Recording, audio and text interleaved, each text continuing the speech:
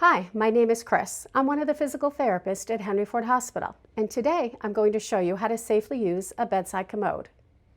The first thing you want to do is make sure you adjust it properly so that when you sit down on it, your knees are not higher than your hips and that your feet are flat on the floor.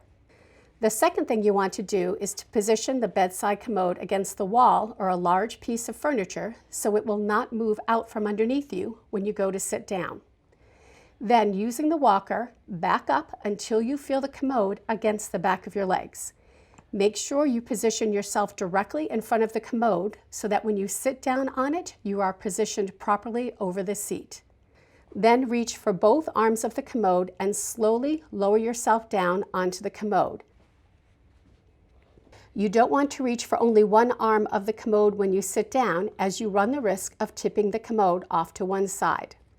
When you go to stand up from the commode, place both hands on the arms of the commode to assist you in pushing up safely to a standing position. Both feet should be flat and underneath you. As you transition up to standing, take your hands off the commode and reach for the walker.